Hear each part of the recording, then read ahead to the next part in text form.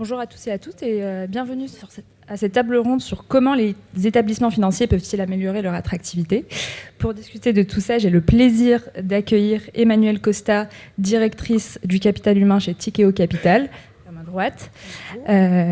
Camille Oléon, directrice des ressources humaines chez HSBC Continental Europe. Nadia Tortel, Chief Human Resources Officer Candriam. Et à ma gauche, Cécile Tricon-Bossard, directrice des ressources humaines Natixis, groupe BPCE. Et enfin, Marie-Béatrice Vigneault-Lousteau, responsable talent, compétences et diversité des directions centrales chez Société Générale. Bonjour. Merci de nous rejoindre. Avant de plonger dans le vif du sujet, pour ceux qui n'étaient pas là à la table ronde de ce matin, qui parlait des enjeux de féminisation des talents dans les établissements financiers. À la GFI, nous avons lancé une newsletter qui s'appelle Ambition, qui aide justement les femmes à accélérer leur carrière dans la finance. Donc, on interviewe des femmes et pour vous donner des exemples de parcours, mais aussi des conseils pratiques. Pour s'abonner, il faut soit scanner ce QR code ou aller directement sur le site de la GFI. Cette newsletter est complètement gratuite et vous permettra, en tout cas pour les jeunes femmes professionnelles et jeunes étudiantes, d'accélérer votre carrière dans la finance. Maintenant, En tout cas, on peut voir que dans la fonction RH, on n'a pas de problème. On a plutôt le problème inverse. Je ne sais pas si c'est bon signe. Hein. Non, c'est pas vrai. Justement, on va peut-être commencer par vous, Emmanuelle. Alors, comment la marque employeur des établissements financiers a évolué ces dernières années par rapport à d'autres entreprises, start-up, cabinets de conseil? Comment est-ce que les établissements financiers ont revu leur stratégie et leur marque employeur? Je pense que de manière générale, comme on vit une financiarisation du monde global, mécaniquement, ça a eu des impacts sur les établissements bancaires. En parallèle, sans doute qu'on doit parler de la Next Gen, qui a peut-être certaines attentes un peu différentes. Entre-temps est arrivé le Covid. Donc je pense que toutes les activités de ressources humaines ont été obligées de s'intéresser à ces sujets, pas seulement dans la finance, mais aussi dans la finance, qui était peut-être un secteur qui était plus classique, plus confortable et moins inventif. Du coup, je pense que ça a un peu bousculé tout le monde et tout le monde a fait en sorte d'expliquer pourquoi c'était intéressant de rentrer dans ce secteur.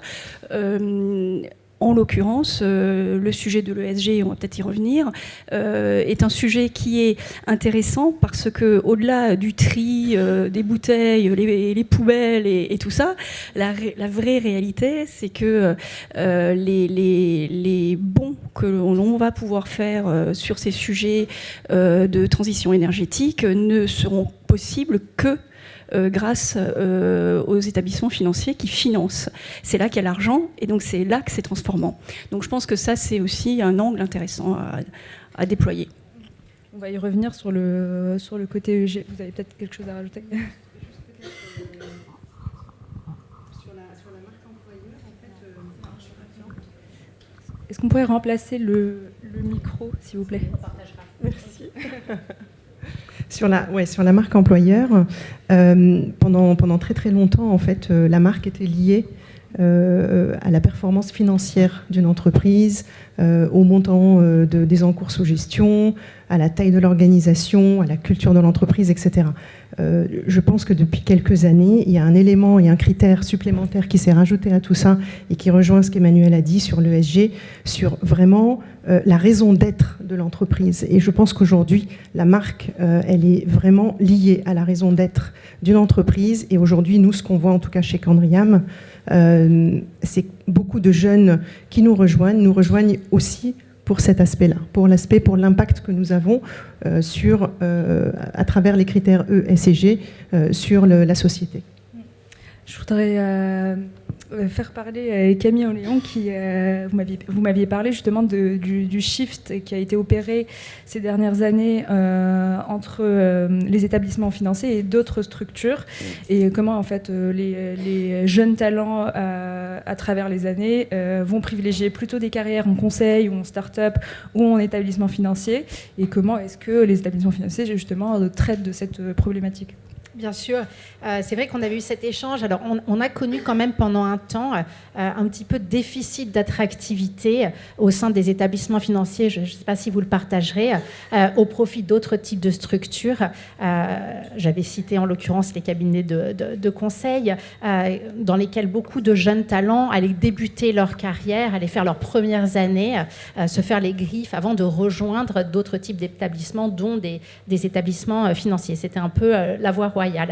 Et puis, il y a eu le Covid, comme le disait Emmanuel. Il y a eu ce que vous disiez aussi, cette quête de sens et d'impact positif qu'on peut avoir sur la société. Et je regardais récemment les enquêtes Universum ou même les prix qui sont décernés.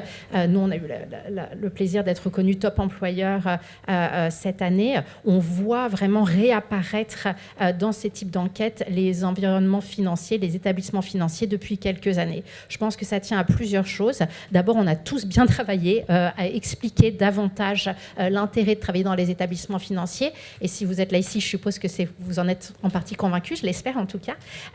On a expliqué aussi en quoi on avait changé nos modèles, en quoi on apportait plus de flexibilité au travail, en quoi on s'adaptait aux demandes, aux intérêts des populations. Tu citais la Next Gen, mais on peut citer même plusieurs générations, et auxquelles on répondait à ces attentes. Et donc, c'est vrai qu'aujourd'hui, on est redevenu, je dirais depuis 2, 3, 4... Petite et plus humaine. Quelle est l'approche de la formation quand on est une société de gestion comme Tikeo? Alors, chez Tikeo Capital, on est une structure de taille moyenne à human scale, on va dire. Et du coup, je pense qu'on a aussi un modèle un tout petit peu différent, et c'est ça aussi, à mon avis, qui est intéressant de noter, c'est comprendre dans quel type d'établissement financier vous avez envie de travailler, parce qu'il y a des grandes différences entre une Société Générale, un Tikeo Capital ou un Quadrium. Donc, moi, je pense que c'est la première chose à regarder, c'est la taille, l'environnement, tout simplement. On peut avoir des envies un peu différentes et s'épanouir différemment dans ce type de structure. Alors, s'agissant de la formation, je crois que oui, je rejoins. C'est-à-dire qu'aujourd'hui, c'est plutôt, je dirais pas open bar, mais pratiquement sur des sujets. Nous, par exemple, on est assez créatif dans la mesure où on va plutôt recruter du potentiel que de l'expertise ultime. Et quand vous avez ce genre de démarche, et ça veut dire sans doute aussi des gens un peu plus jeunes, quand vous avez ce genre de démarche, ça veut dire que mécaniquement, et que vous êtes dans un groupe en croissance exponentielle, votre boulot va changer tous les 6-12 mois. C'est-à-dire que quand bien même vous ne faites pas de mobilité interne, ce que vous faisiez va évoluer dans la mesure où votre contexte va évoluer. On ouvre des nouveaux pays, on lance des nouveaux fonds, on crée une nouvelle business unit, etc. Et donc ça suppose qu'effectivement l'accompagnement en formation soit vraiment présente pour qu'on soit sûr d'avoir le bon niveau de compétence à travers le groupe. Voilà. Donc vous êtes obligé d'accompagner. Ça veut aussi dire, il y a tout le réglementaire, tout ce qui est obligatoire qu'on fait évidemment avec grand plaisir. Et puis il y a tout ce qu'on aimerait faire, comprendre, et ça aussi, on peut l'offrir. Mais je pense qu'aujourd'hui, effectivement, le parcours d'un jeune, c'est de se former en permanence, de sorte telle qu'il comprenne quelque chose à la data, à l'intelligence artificielle et aux produits ultra sophistiqués qu'on est capable de mettre sur le marché aujourd'hui. Je dirais même aussi comprendre la géopolitique. Ça veut aussi dire d'ailleurs que la formation, ça n'est pas que des Excel ou du Python. C'est aussi comprendre le monde dans lequel on vit. Et je pense qu'aujourd'hui, les financiers, vu la complexification du monde, c'est pas anodin du tout. Hein. Ouais, vous soulignez la différence de formation entre chaque type d'établissement. Moi, j'aimerais qu'on puisse expliquer quelle est aussi la différence de niveau de responsabilisation et comment il a évolué entre chaque métier. Peut-être Nadia pour commencer, quelle est votre approche au niveau de responsabilisation qu'on est en mesure d'atteindre, par exemple, à la sortie d'école, et comment est-ce que chez Candriam vous avez peut-être approché la question? Alors, peut-être que là, en fait, pour répondre à votre question, nous, chez Candriam, on a mis en place plusieurs communautés, en fait, et notamment la communauté qu'on appelle chez nous les Next Gen. Et donc, en fait, c'est un groupe de Next Gen qui ont rejoint Candriam sur les 2 dernières années, qui sont des jeunes à très haut potentiel, et sont des personnes, en fait, qu'on va inciter à travailler sur des projets transverses avec les membres du comité exécutif. C'est un exemple que je vous donne pour répondre en partie à votre question. Et donc voilà, on va, à travers ces communautés, à travers cette communauté plus particulièrement, on va faire travailler et on va interagir avec la génération peut-être des futurs dirigeants chez Candriam. Et alors ce sont des jeunes qui vont être accompagnés dans la formation, qui vont être sponsorisés par un membre du comité exécutif. Donc c'est une population d'une 30aine de personnes qui vont travailler sur des projets. Ça peut être de l'IA, ça peut être de la rétention de talents, ça peut être des projets sur le well-being au bureau, etc., etc. Il n'y a pas de thématique spécifique, c'est eux qui viennent avec des idées. Ils sont encore une fois accompagnés, sponsorisés par les membres de l'executive committee chez nous, et on interagit avec eux régulièrement. Et en fait, l'idée, c'est vraiment de leur dire, peu importe votre seniorité, peu importe votre niveau hiérarchique dans l'organisation, vous avez quelque chose à apporter, vous avez quelque chose à dire, et on vous écoute, et on est là pour vous écouter et pour s'inspirer de ce que vous pouvez nous apporter, parce que cette génération est une génération qui voit la vie quand même un peu différemment par rapport à notre, en tout cas je parle pour moi, notre génération, et donc on s'en inspire beaucoup. Voilà.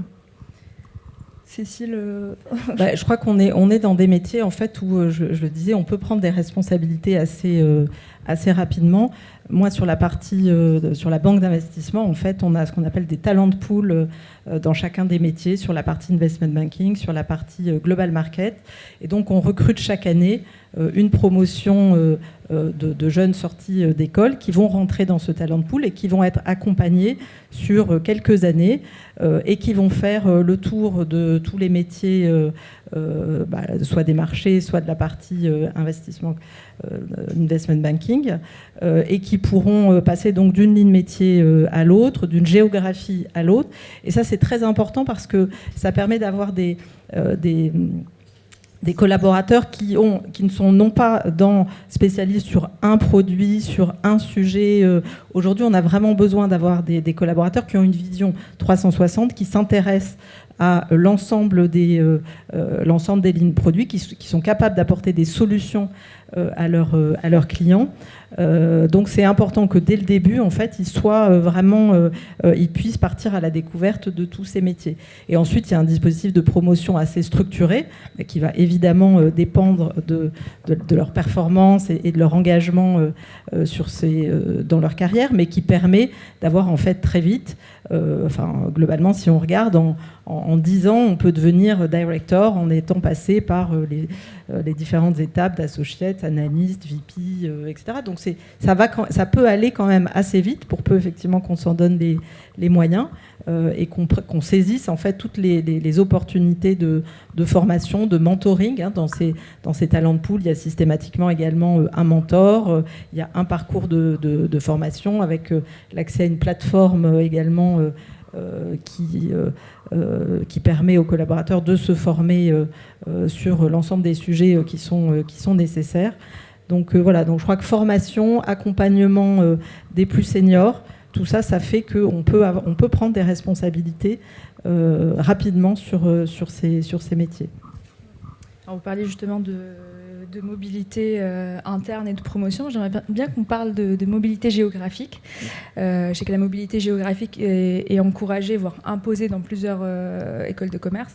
Moi-même, j'ai dû faire un paquet de stages à l'international pour valider mon cursus. Et donc, il y a pas mal de jeunes talents qui cherchent aussi donc, cette mobilité géographique. Est-ce qu'aujourd'hui, c'est un vrai levier d'attractivité chez vous ?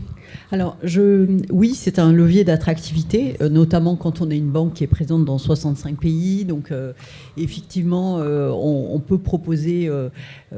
en fait, tout dépend de ce qu'a envie de faire chaque personne, en fait. C'est-à-dire que je pense que c'est assez ouvert entre des personnes qui vont avoir envie de travailler une expertise, parce que tout simplement, ils aiment cette expertise et ils considèrent que c'est... on pourrait appeler ça une critical expertise, hein, en quelque sorte. Et d'ailleurs, cette expertise-là, notamment dans la banque d'investissement, elle peut être travaillée sur plusieurs géographies en apportant... voilà. Donc, on a des parcours de jeunes collaborateurs voilà, qui font typiquement des mobilités entre, je dirais, l'Europe, la France, les États-Unis, l'Angleterre... Hong Kong. Et donc ça, c'est assez courant. Alors souvent, ça peut être aussi des jeunes qui ont fait un VIE. Bon, on est le premier pourvoyeur de VIE de la place. Donc voilà, ça fait partie. Et donc, c'est, comment dire, rentrer dans un parcours normal. Et on a beaucoup de jeunes qui peuvent témoigner d'avoir eu des parcours qui étaient adaptés, en fait, aussi à leurs envies. Parce que je pense que certains ont très envie d'une expérience à l'international et d'autres ont moins envie.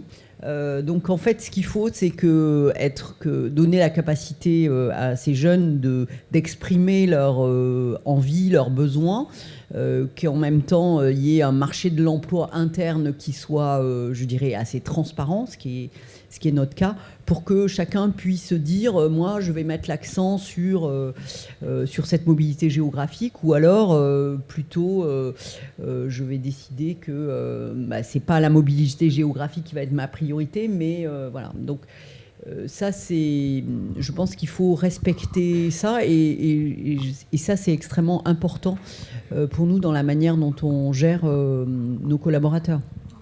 Juste, pardon, sur ce sujet de mobilité internationale, c'est vrai que toutes les banques sont généralement présentes dans un nombre important de pays. Nous, on est présents dans 40 pays. Il y a des possibilités de partir à l'étranger pour quelques années, hein, dans le cadre d'un vrai contrat d'expatriation. On a aussi créé un nouveau format parce qu'on s'est rendu compte qu'il y avait aussi des personnes qui avaient pas forcément envie de partir pour 3, 4, 5 ans dans une autre géographie, mais qui avaient envie d'avoir une exposition à l'international. Et on a fait ce qu'on appelle des short-term assignments pour des collaborateurs jeunes ou moins jeunes, qui permet de partir pour 6 mois, parfois un peu plus, entre 6 mois et 1 an. Donc, c'est-à-dire qu'on ne coupe pas complètement le lien, on n'est pas obligé de complètement changer toute sa vie, mais on va aller avoir cette exposition à l'international qui permet aussi de mieux comprendre les collègues qui travaillent sur les plateformes à l'international et de mieux travailler ensemble, parce qu'on est des entreprises souvent globales, avec des lignes métiers globales, et donc c'est très important de pouvoir comprendre les différences culturelles et comment on travaille bien ensemble sur un deal quand on est dans des géographies différentes, par exemple. Vous faites bien de le mentionner, le VIE est souvent plus long et surtout réservé aux Européens. Donc, pour peut-être une population plus internationale, comment est-ce qu'on expose les jeunes talents ? Qu'est-ce qu'on leur propose, par exemple, chez HSBC, des détachements, des gradués de programme ? Peut-être pour commencer, pour ceux qui ne le sauraient pas, donc HSBC, c'est Hong Kong and Shanghai Banking Corporation. Donc c'est une banque anglaise qui est particulièrement implantée en Asie. En Europe, HSBC Europe continentale, que je représente ici, couvre 12 pays, donc on est implanté dans 12 pays. Et j'allais répondre, en fait, l'international, c'est bien entendu la mobilité géographique, je vais revenir dessus, mais c'est aussi une culture. Et par nature, nous, on a cette chance d'être extrêmement international. Et si on prend, par exemple, notre comité exécutif, on a 6 nationalités au sein de ce comité exécutif, on a des collaborateurs, quand vous vous baladez dans les bureaux, qui viennent de partout, dans le monde. Notre langue de travail, c'est l'anglais. Et donc, on est par nature très exposé à l'international. Alors, comme nos collègues et amis de Natixis, on a bien entendu des dispositifs tels que le short-term assignment, tels aussi, même on fait des choses aussi simples que des business trips avec des échanges sur lesquels certains collaborateurs vont aller passer 2 semaines à un endroit où on est en train de créer un nouveau produit ou un nouveau dispositif, aux Pays-Bas par exemple, et puis ramener leurs collègues du Pays-Bas, passer 2 semaines en Espagne parce qu'on va travailler sur un certain client. On a un graduate programme comme beaucoup ici, qui permet aussi aux jeunes d'être intégrés et puis de voir un petit peu ce qui se passe partout. Mais au-delà de ça, le travail se fait par nature en collaboration entre les différents pays, parce que notre ADN chez HSBC, notre raison d'être, c'est de créer du business à l'international, c'est de créer des couloirs en fait commerciaux entre les différentes régions du monde, et on fait une très grosse partie de nos revenus en dehors du pays dans lequel on exerce. Donc ça, je pense que c'est un facteur différenciant et assez sympa pour qui a envie d'être exposé à cette culture internationale. Emmanuel, comment ça se profile chez Tikeo ? Alors chez Tikeo, le modèle était légèrement différent dans la mesure où nous, on n'est pas un business mature encore. On y va doucement puisqu'on vient de fêter nos 20 ans. Donc on a été créé il y a 20 ans et on était une start-up. Plus attractif et plus compétitif qu'on ne l'a été pendant une certaine période. Justement, pour revenir à l'ESG, nous avons une jeunesse qui est de plus en plus engagée, qui est dans cette recherche de sens. Alors, comment les établissements financiers peuvent se saisir en fait de ce virage et de cette intégration de l'ESG pour améliorer leur attractivité ? Alors l'ESG aujourd'hui, enfin depuis quelques années, mais est vraiment, je crois, au cœur de la finance. Hein. Et c'est peut-être un peu. On a eu une image effectivement historiquement qui était assez éloignée de ces sujets-là. C'est sans doute pour ça qu'on a aussi que notre attractivité et l'attractivité de notre secteur en a sans doute un peu pâti. Mais on voit bien depuis ces dernières années que la thématique autour de comment on accompagne toutes les transitions, et en particulier évidemment la transition environnementale de nos clients, et comment nous-mêmes on est un accélérateur, catalyseur de ce changement, c'est quelque chose qui est vraiment essentiel. Et je crois qu'on a été amené effectivement avec cette guerre des talents qu'on a vu revenir depuis quelques années à davantage communiquer sur le rôle de la finance, qui n'est pas uniquement effectivement autour d'une performance financière, autour de niveaux de rémunération qui sont évidemment attractifs, mais au-delà de ça, c'est un secteur qui permet d'avoir un impact sur le monde réel, sur les projets des individus, sur l'accompagnement des transitions des entreprises. Et ça, je crois que c'est quelque chose qui est très important à affirmer. On sait qu'aujourd'hui, les jeunes générations, elles attendent évidemment d'être bien payées, elles attendent d'être formées, mais elles attendent aussi d'avoir un travail qui fait du sens et de pouvoir avoir un impact sur le monde, tout simplement, sur les transformations qui sont à l'œuvre. Chez Natixis, en fait, on est une entreprise de plus petite taille que d'autres grandes BFI. Mais plus petite taille, ça veut dire aussi des chaînes assez courtes managériales. Ça veut dire effectivement des responsabilités plus vite, plus tôt. Et ça, c'est quelque chose qui est très attractif, ou en tout cas sur lequel on est... les jeunes générations qui arrivent nous font des retours très positifs en nous disant c'est un métier où j'ai pu innover très vite, où j'ai pu avoir un impact, où j'ai pu être au contact d'experts, parce qu'on est entouré effectivement dans ce secteur-là d'experts très pointus. Hein. Donc je pense que c'est un facteur d'attractivité très, très important qu'il est vraiment essentiel de souligner. Marie-Béatrice, comment est-ce que vous avez intégré l'ESG dans votre approche métier chez Société Générale ? Alors, je dirais qu'à la Société Générale, on a la chance d'être leader en matière d'ESG, avec des prix avec un investissement dans les énergies renouvelables très ancien. Moi, j'étais DRH des financements structurés il y a 15 ans. Il y avait déjà des équipes de renouvelables. Et c'est vrai qu'aujourd'hui, on a des prix, les prix IFR, enfin, on a des prix Global Finance, comme quoi on est la banque sustainable de l'année. Enfin, on est très fiers de ça. Et c'est vrai qu'on cherche à rester en pointe. C'est vrai que c'est un engagement de longue date. C'est un peu une course de fond aussi, dans laquelle tout le monde s'est engagé. Et c'est vrai que c'est extrêmement attractif dans l'ensemble des métiers. Et ensuite, c'est quand même, je dirais que l'ESG se met aujourd'hui dans l'ensemble des métiers de la banque, en fait. Et donc, tous les collaborateurs, en fait, on forme tous les collaborateurs et donc les jeunes qui nous rejoignent également je dirais, à cette tendance de fond. Alors, certains travaillent de manière plus directe, mais l'ensemble on a dû former 30% de nos collaborateurs à la fresque du climat. Voilà, alors qu'on a quand même des géographies très variées, des métiers très variés.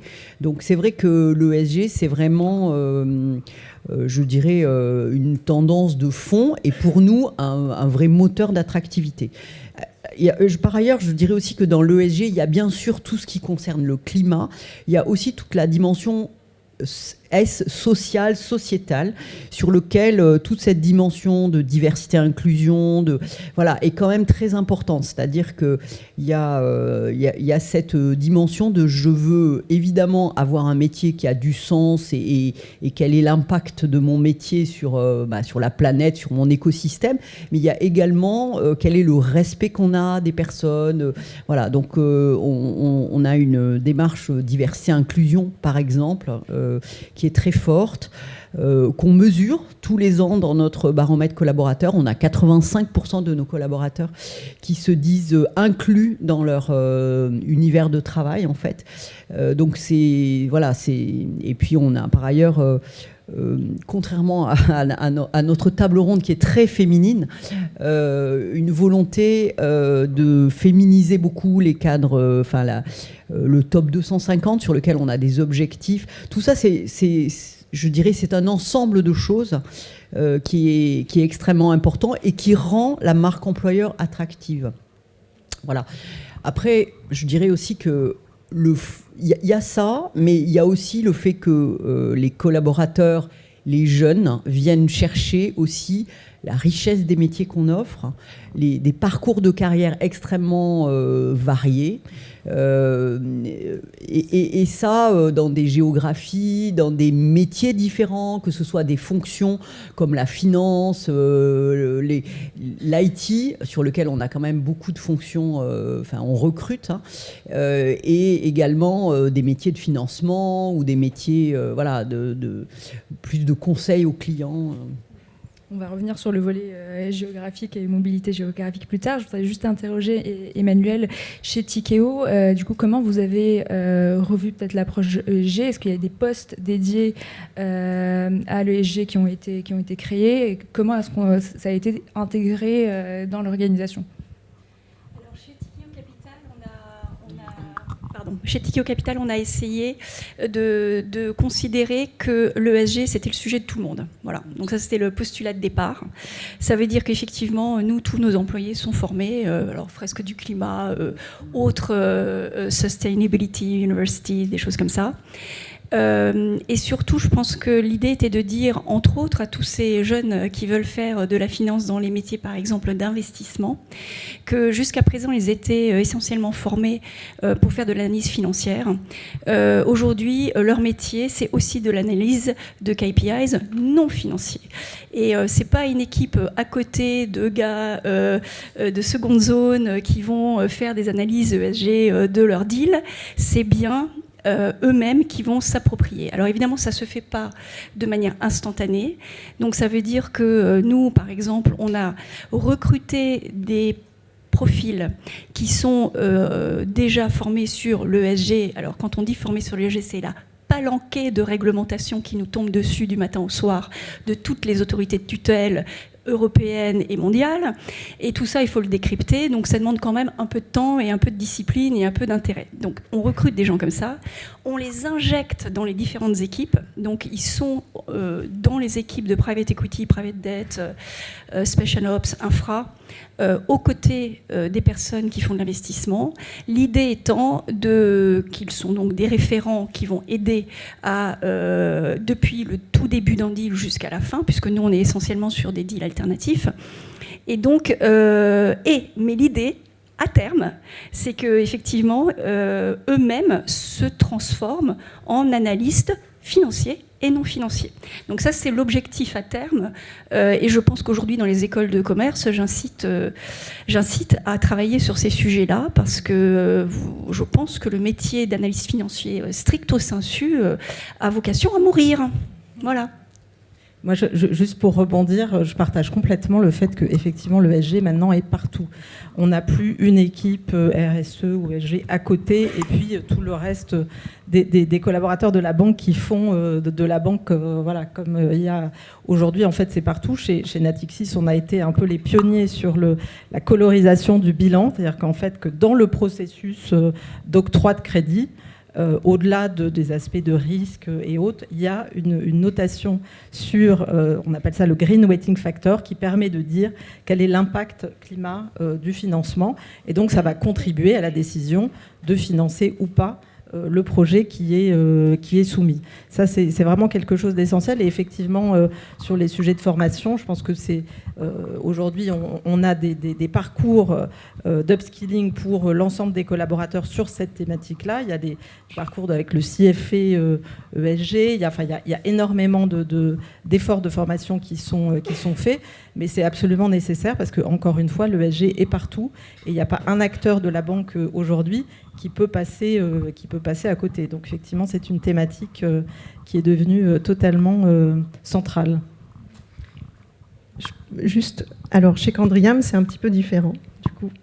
Même si je rejoins complètement ce que vous dites sur le fait que l'ESG est partout dans l'organisation et c'est pas juste une question d'une équipe qui fait de l'ESG et pas les autres. Donc nous, on est un asset manager, Conviction and Responsibility in Asset Management. On est les pionniers de l'investissement responsable. On gère 140 milliards d'euros, dont 75% sont des stratégies ESG. On n'a pas fait le choix d'un Tikeo, par exemple. Nous, on a une équipe dédiée de recherche fondamentale ESG. On a une équipe qui est quand même de taille assez conséquente. C'est une petite trentaine de personnes sur une business unit investment management qui représente à peu près 200 personnes. Et en fait, ce sont des analystes, des experts de l'ESG qui sont cross-asset et qui vont regarder en fait deux aspects, la matérialité financière et la matérialité d'impact. Et on a décidé d'avoir cette équipe d'analystes ESG avec des spécialisations E, S et G, encore une fois cross-asset, justement pour pouvoir avoir cette profondeur dans l'analyse ESG. Ça ne veut évidemment pas dire que les autres modèles ne fonctionnent pas, mais en tout cas, c'est le modèle qui a été choisi par Candriam. On parlait justement de formation ESG. La formation, elle peut inclure aussi d'autres aspects, donc que ce soit les aspects techniques, mais aussi les aspects humains. Et est-ce que la formation aujourd'hui est vraiment un levier d'attractivité des jeunes talents et concrètement, qu'est-ce qui a évolué dans l'approche à la formation pour les nouveaux recrues? Camille. Alors, peut-être donc pour commencer par qu'est-ce qui a évolué dans la formation. Je pense que là, vous pourriez nous lancer des heures sur le sujet, donc je vais essayer d'être assez courte. En fait, ce qui a évolué, c'est tous les formats de formation et c'est, en tout cas chez HSBC, notre souhait de permettre aux collaborateurs de se former sur ce qui les intéresse. On a énormément, tu le disais tout à l'heure, de réglementaires, donc on a beaucoup de formations réglementaires. Au-delà de la formation réglementaire, on a la capacité aujourd'hui, au travers d'outils divers, on a une plateforme qui s'appelle The Grid, mais on est tous assez bien équipés là-dessus, de proposer des parcours dans lesquels les collaborateurs vont aller se former.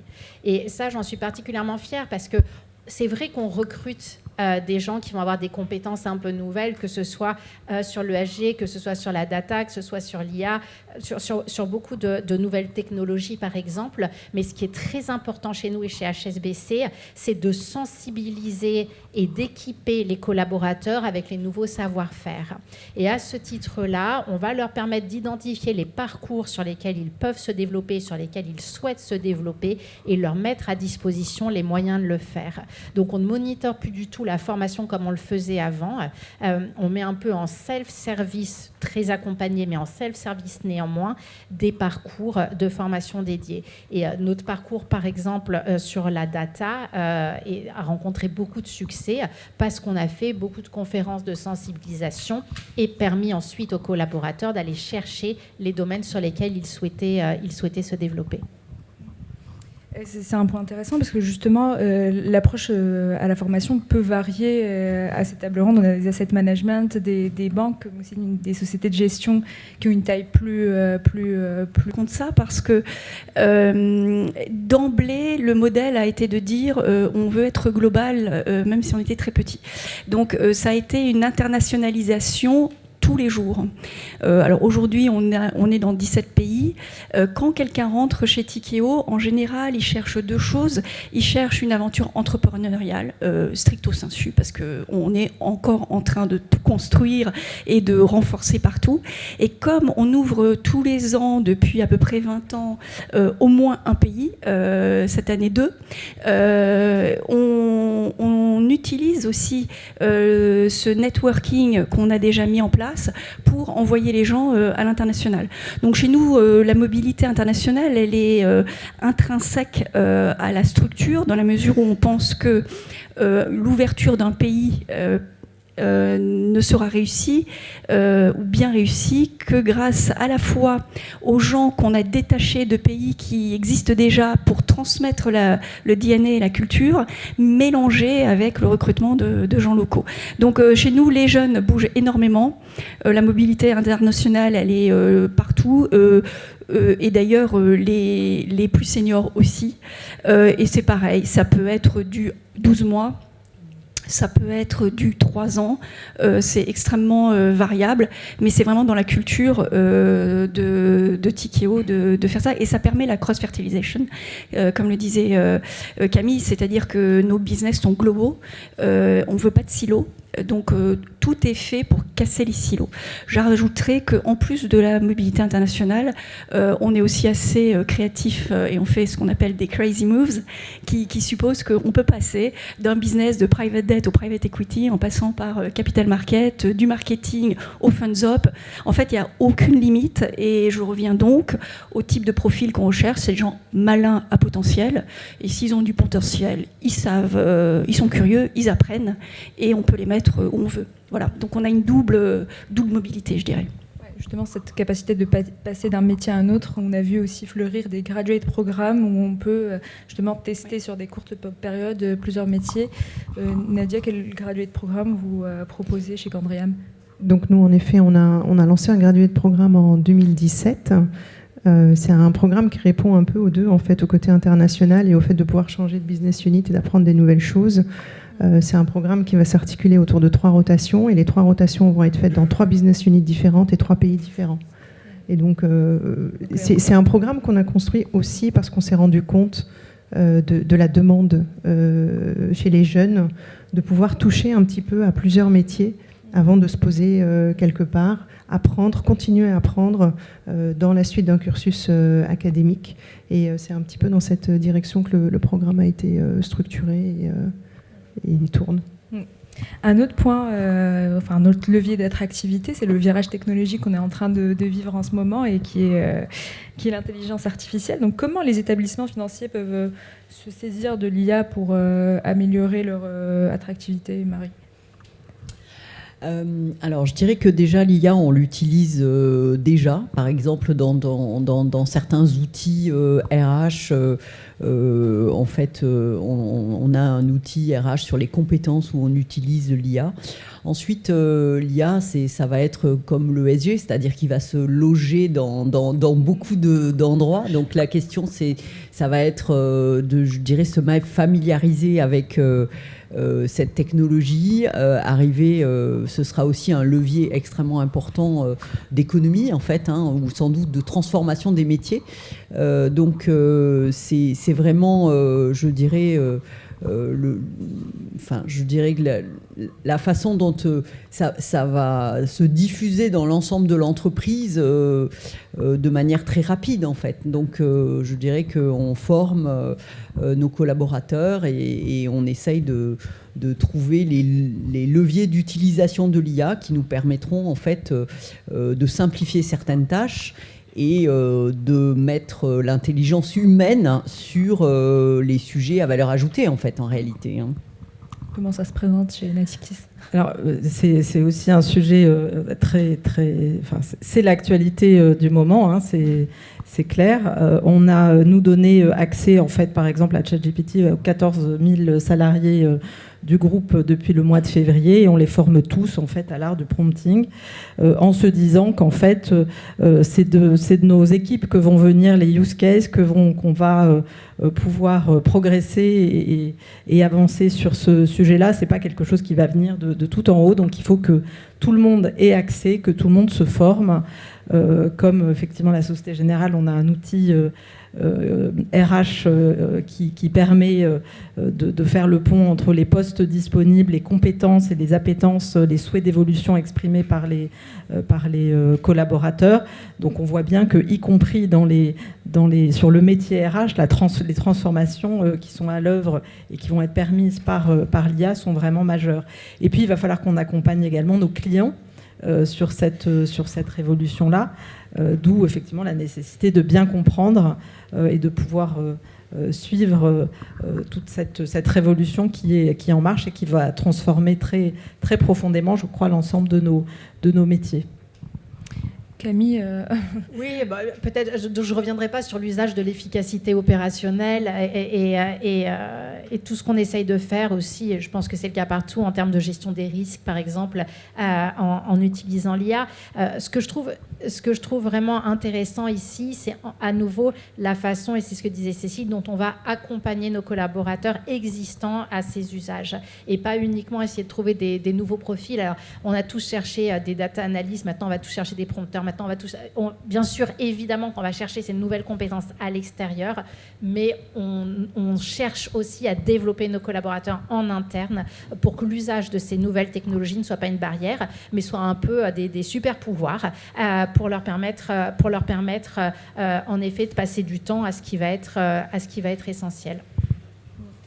Un dernier point, on a parlé de promotion interne, de promotion et de mobilité géographique.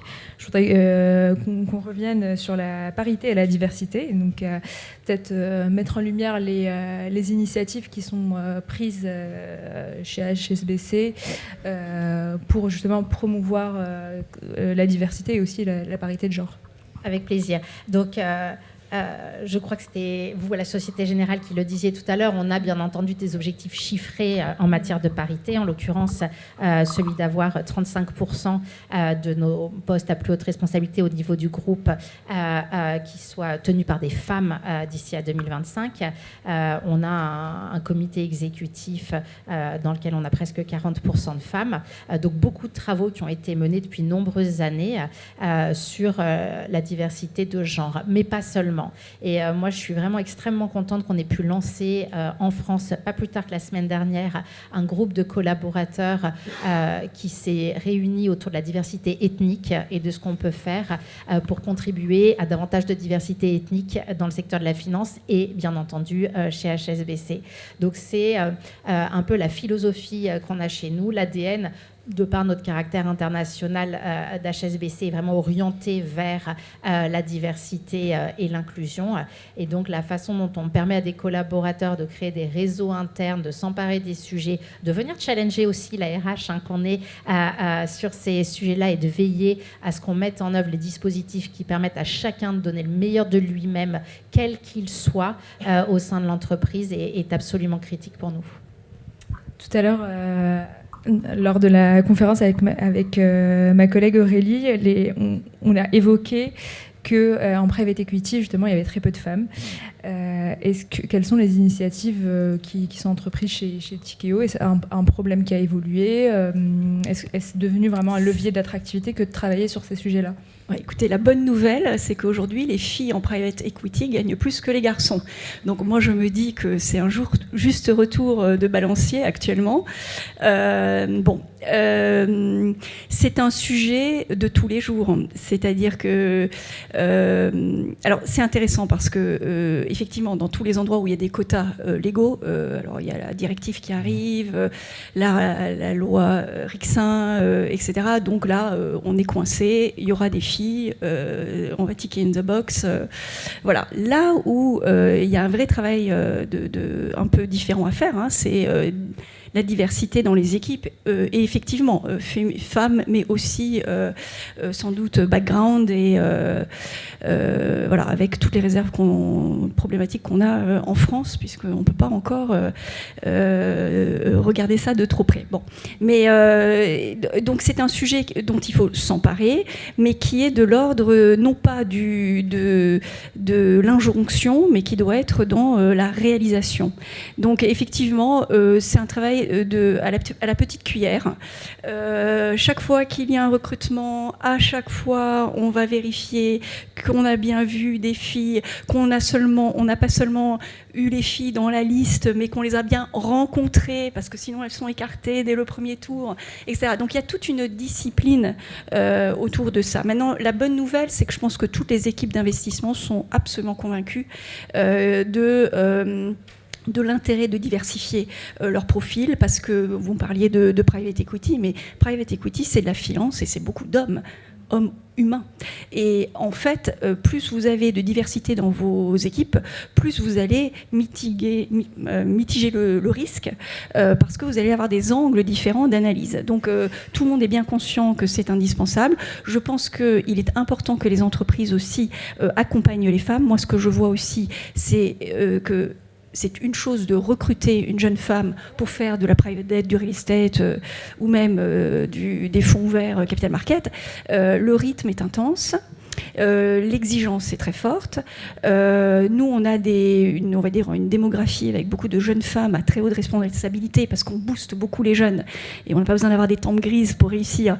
Mais sauf qu'elles se retrouvent donc dans des situations où elles sont jeunes mamans, avec beaucoup de responsabilités. Donc c'est ça qu'il faut traiter. Alors ça va dans les congés paternité. Alors une semaine, c'est fantastique. C'est absolument insuffisant. Alors nous, dans les pays, on a harmonisé le congé paternité pour l'allonger massivement, ce qui perturbe un peu les organisations qui sont très surpris de voir les papas disparaître pendant 16 semaines. Je pense que tant qu'on n'aura pas une réelle égalité dans le mode de fonctionnement et que la femme n'a pas la deuxième journée après avoir fait ses deals jusqu'à 22h, on va avoir du mal. Donc en fait, c'est un tout.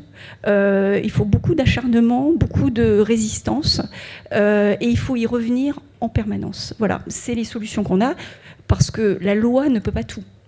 Voilà. C'est un sujet sur lequel on a beaucoup travaillé, à la fois avec la diversité. C'est vrai que la diversité, c'est pas que la diversité de genre, mais en matière de diversité de genre, je pense que la finance a eu besoin et a encore besoin de travailler. Donc nous, effectivement, ça reste un des piliers de notre plan diversité, avec des objectifs chiffrés, ça je l'ai dit. On a aussi fait pas mal de formations au biais, évidemment. J'imagine que tout le monde le fait. On a aussi formé nos jeunes talents, en fait, femmes, pour, je dirais, mieux les équiper qu'elles arrivent à définir qu'est-ce que c'est que leur propre ambition. Bon, voilà, donc on les accompagne sur des programmes assez longs, 6 mois pour les plus jeunes et 1 an, quasiment 10 mois pour des femmes déjà un peu plus, je dirais, un peu plus seniors. Ça nécessite en fait une mise en mouvement assez importante. Donc, je dirais, on a aussi travaillé, et j'aime bien l'idée d'avoir des femmes qui sont des ressources rares, donc elles sont payées plus que les hommes. Nous, on a travaillé aussi sur le gender pay gap, donc avec un budget très important de 100 millions d'euros qui avait été annoncé lors de notre Capital Market Day pour, je dirais, compenser les éventuels écarts. Et il y en a quand même quelques-uns donc sur lesquels on travaille. Après, la diversité, c'est pas que la diversité de genre. En tout cas, en ce qui nous concerne, on a défini 5 axes, dont la diversité de genre, mais aussi la diversité LGBT, la diversité qu'on appelle diverse abilities, à la fois le handicap et la neurodiversité. Est-ce que je vais être capable de les retrouver, les autres LGBT, l'intergénérationnel, donc qu'on appelle Generations at Work, et le 5e qui me revient pas comme ça, pardon, mais voilà. Donc en fait c'est tout un tas de sujets qui je dirais nécessitent un travail en profondeur et avec et j'ai bien aimé que vous en parliez également, des groupes de collaborateurs engagés, ce qu'on appelle des ERG, Employee Resource Group, qui sont souvent dans plusieurs géographies et qui nous aident et qui nous challenge sur ce qu'on a besoin de travailler pour pouvoir faire bouger les lignes au sein de l'entreprise, en tout cas. Justement, on arrive à la fin du temps alloué pour cette table ronde. Je propose d'ouvrir la session, une session questions-réponses. Donc profitez-en parce que vous avez une diversité d'établissements financiers entre asset manager, société de gestion et banque. Donc si quelqu'un dans la salle a une question de recrutement sur un programme, on va faire passer le micro. Bonjour, une question pour Marie-Béatrice. Qu'est-ce qui a changé dans le groupe Société Générale depuis que Slawomir Krupa a présenté son plan stratégique ? Est-ce qu'il y a quelque chose qui a changé au niveau de la gestion du capital humain ? Alors, je dirais qu'au sein du plan stratégique que Slawomir avait partagé en septembre, il y avait un volet important de capital humain, et notamment sur la diversité de genre, sur lequel il a partagé une cible qui était la cible du top 250, d'atteindre 35% de femmes au sein du top 250 en fait à horizon 2026, c'est-à-dire à horizon 3 ans qui était son plan, et était également partagé dans son plan cette enveloppe de comblement du gender pay gap de 100 millions d'euros. Voilà, donc ça c'est des éléments, je dirais, qui ont été rendus publics. Et par ailleurs, je dirais que Slawomir Krupa nous a aussi donné l'exemple dans le sens où son comité de direction, composé de 13 personnes, est quand même composé de 7 femmes. Donc c'est vrai que je dirais qu'en tant que DRH, ça nous a... C'était un... Voilà, le tone from the top était donné. Voilà, donc il y a une dimension de capital humain qui est très forte dans ce plan-là, dont je dirais... la face immergée de l'iceberg est représentée par les éléments que je vous donne également. Après, dans une entreprise où on a 120 000 collaborateurs, on peut imaginer que le capital humain, c'est évidemment quelque chose d'extrêmement important. Et voilà, j'ai donné quelques exemples de ce qui a changé. Merci. Est-ce qu'il y a une deuxième question dans la salle ?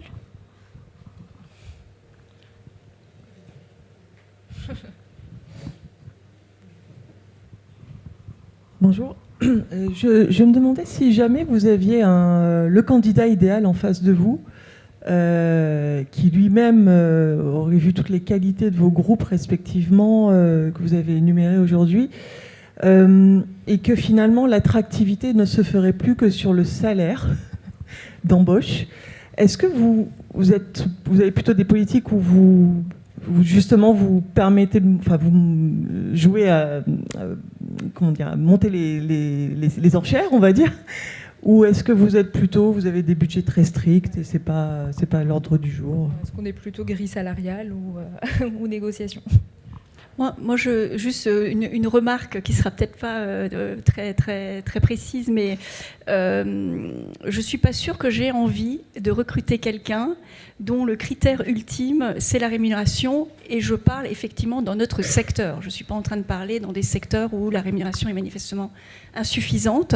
Je pense qu'on est dans des secteurs où la rémunération est importante, de toute manière, et je préfère quelqu'un qui va acheter mon projet en se disant que s'il travaille bien, il va être très riche, plutôt que de commencer à faire ce genre de benchmark. Alors ça arrive, hein, on a tous connu des secteurs un peu mercenaires, des bulles qui existent. Bon, on est obligé de jouer le jeu, en tout cas partiellement, parce qu'à un moment donné, il faut bien recruter. Mais je ne suis pas sûre que ce soit un critère très intéressant.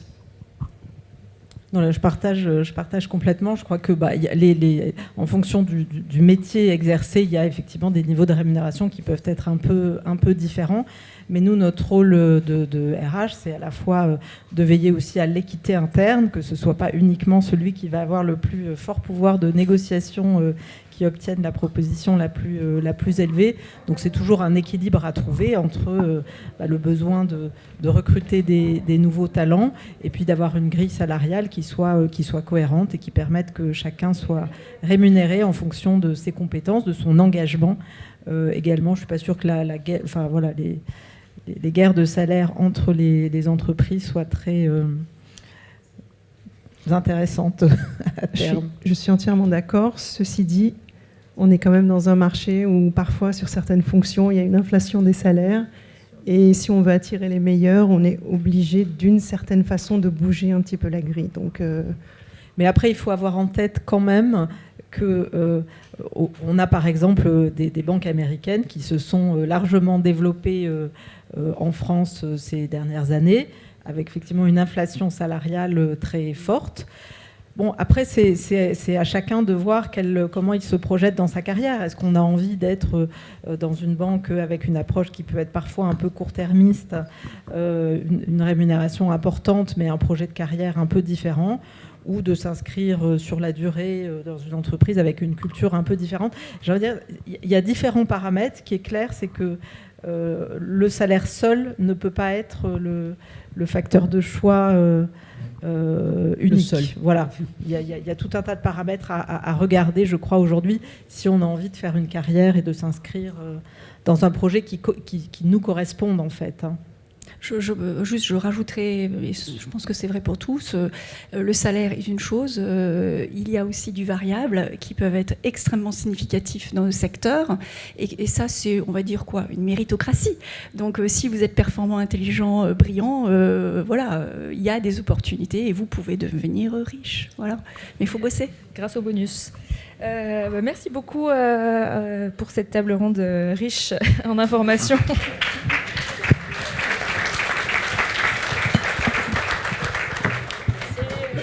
Je vous donne rendez-vous. Donc, je suis désolée. Est-ce qu'on peut prendre une dernière question ? Je pense pas. On peut prendre. Parfait. Ouais, allez-y. Je suis désolée parce qu'on arrivait. Mais allez-y, on va faire une petite exception. Merci beaucoup. J'ai une dernière question pour toutes. Si vous avez certainement pas mal de postes à recruter chez vous, si vous pouvez citer un poste ici, c'est lequel et pourquoi ? Merci. Moi, je vais citer tout ce qui est en lien avec les risques et la gestion des demandes croissantes de nos régulateurs, sur lesquels on recrute beaucoup actuellement. Parce qu'il y a la réglementation. Oui, on a beaucoup de réglementations, elles se complexifient. Nous, on a en plus la particularité chez HSBC d'être soumis à la réglementation de la BCE, évidemment, mais aussi de la PRA en Angleterre, et donc d'avoir un petit peu de complexité à gérer là-dessus. C'est pas rébarbatif, hein, c'est extrêmement intéressant, et c'est des domaines dans lesquels on a plaisir à recruter des profils un peu variés, différents. Pour Candriam, ce sera au sein du département ESG, avec des profils d'analystes, des profils vote engagement et des profils data. Moi, je dirais data ESG aussi pour nous aider sur la CSRD. idem, data ESG. Mais bon.